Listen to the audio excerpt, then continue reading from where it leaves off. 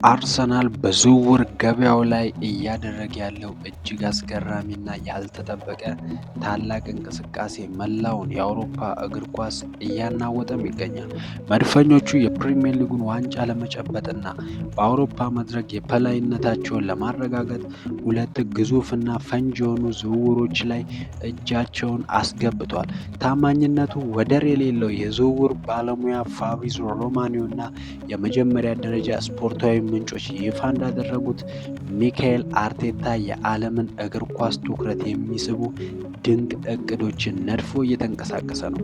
በዚህ ዝርዝር ትንታኔ አርሰናል በብሩኖ ጉማሬስ እና በጁሊያን አልቫሬዝ ዙሪያ የመጀመሪያው ሜጋ ዝውውር ከጀርባው ያሉትን ሚስጥራዊ ስልቶችና ዝውውሮቹ ሊፈጥሩ የሚችሉትን ተጽዕኖ በስፋት እንመለከታለን።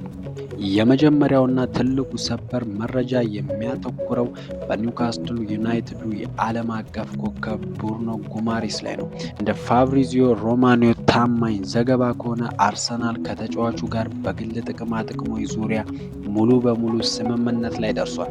ይህ ማለት ተጫዋቹ የሰሜን ለንደኑ ክለብ ለመቀላቀል የቀረበለትን የደሞዝ ክፍያ፣ የኮንትራት ዘመንና በክለቡ ውስጥ የሚኖረውን ሚና ሙሉ በሙሉ ተቀብሎ ፈቅዷል ማለት ነው። ብሩኖ ወደ ኤሚሬትስ ለመምጣት ያለው ፍላጎት በግልጽ ያሳየ ሲሆን አሁን የቀረው ብቸኛውና ከባዱ መሰናክል የሁለቱ ክለቦች ስምምነት ነው። አርሰናል ለብሩኖ ጉማሬስ ዝውውር ይፋዊ ጥያቄ ለማቅረብ የመጨረሻ ዝግጅቱን አጠናቋል። መድፈኞቹ ለአማካዩ 70 ሚሊዮን ፓውንድ በጥሬ ገንዘብ ለማቅረብ አቅደዋል። ይሁን እንጂ የኒውካስትል ዩናይትድ አመራሮች ይህንን የ70 ሚሊዮን ፓውንድ ጥያቄ ውድቅ እንደሚያደርጉት በሰፊው ይጠበቃል። ኒውካስትሎች ተጫዋቹን በቀላሉ የመልቀቅ ፍላጎት የሌላቸውም ሲሆን ዋጋውን ከዚያ በላይ ከፍ ለማድረግም ይፈልጋሉ። ነገር ግን ይህ ለአርሰናል ተስፋ አስቆራጭ አይደለም፣ ምክንያቱም የክለቡ የበላይ አካላት ድርድሩን በመግፋት እና የገንዘብ አከፋፈል ስልቶችን በማስተካከል ስምምነቱን ማጠናቀቅ እንደሚችሉ ሙሉ እምነትም አላቸው። ከዚህ የዝውውር ሂደት ጀርባ ትልቁን አንቀሳቃሽ ሞተር እየተጫወተ ያለው ራሱ ሚካኤል አርቴታ ነው። አርቴታ ይህ ዝውውር በአስቸኳይ እንዲፈጸምና ብሩኖ በአዲሱ የውድድር ዘመን በቡድኑ ውስጥ ለማየት በጥብቅ እየገፋም ይገኛል። አርቴታ ብሩኖን የሚፈልግበት ስልታዊ ምክንያት እጅግ በጣም ግልጽ ነው። የመጀመሪያው የመሃል ሜዳ ቁጥጥርና ሚዛን ሲሆን ብሩኖ ጉማሬስ ኳስን ከኋላ መስርቶ የማውጣት ጨዋታዎችን የመቆጣጠርና አስገራሚ የሚሆኑ ቁልፍ ኳሶችን ወደ ፊት የማስተላለፍ ልዩ ብቃት አለው።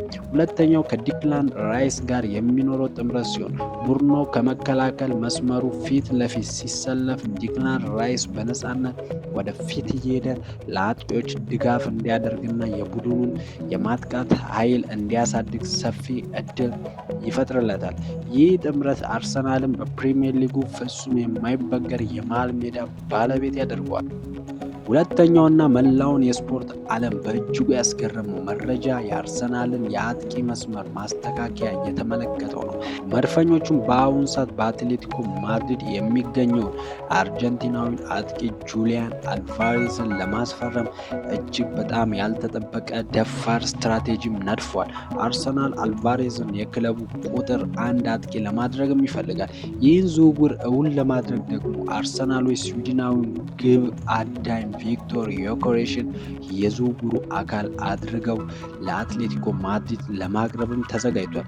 ዮኬሬሽ በከፍተኛ የጎል ማግባት ብቃቱ የሚታወቅ ቢሆንም አርቴታ ለአልቫሬዝ ያለው ፍቅርና የተጫዋቹ ሁለገብነት ማለትም በክንፍም ሆኖ በ9 ቁጥር ቦታ መጫወት መቻሉ ክለቡ ይህንን ታላቅ ውሳኔ እንዲያስተላልፍ አድርጎታል።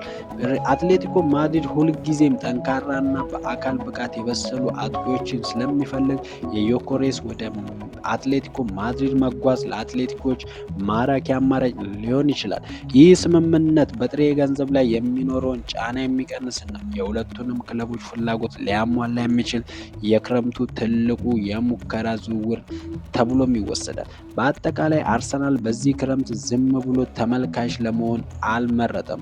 በብሩኖ ጉማሬስ በኩል የግል ስምምነቱን ማጠናቀቁና ወደ ኒውካስትል ይፋዊ ጥያቄ ለመላክ መዘጋጀቱ የክለቡ የክለቡን ቁርጠኝነትም ያሳያል። በሌላ በኩል ጁሊያን አልቫሬዝን ለማግኘት ቪክቶር ዮኬሬስን የመለዋወጫ አካል አድርጎ ማቅረብ አርሰናል ለአዳዲስ ስልቶች ዝግጁ መሆኑንም ያረጋግጣል። እነዚህ ሁለት ሜጋ ዝውውሮች ከተሳኩ አርሰናል በአውሮፓ እግር ኳስ ላይ ፍጹም የበላይነቱን የሚያረጋግጥበት ወርቃማም ዘመን ይፈጠራል። አርሰናል ለብሩኖ ጉማሬ 70 ሚሊዮን ፓውንድ ማቅረቡ በቂ ነው ወይስ ኒውካስትልን ለማስማማት ዋጋውን ከፍ ማድረግ ይኖርበታል? ጁሊያን አልቫሬዝን ለማስፈረም ሲባል ቪክቶር ዮኬሬስን አሳልፎ መስጠት ትክክለኛ የቦክስ ኦፊስ ውሳኔ ነው ትላላችሁ? ሀሳባችሁን አሁኑኑ ከታች ባለው የኮሜንት መስጫው ላይ ጻፉልን። ቪዲዮ ላይክ እና ሼር በማድረግ ለሌሎች የስፖርት አፍቃሪያን አጋሩ። አዳዲስና ታማኝ መረጃዎች በፍጥነት እንዲደርሳችሁ ቻናላችንን ሰብስክራይብ ማድረጋችሁን እንዳትረሱ። በሚቀጥለው ቪዲዮ እስከምንገናኝ መልካም ጊዜ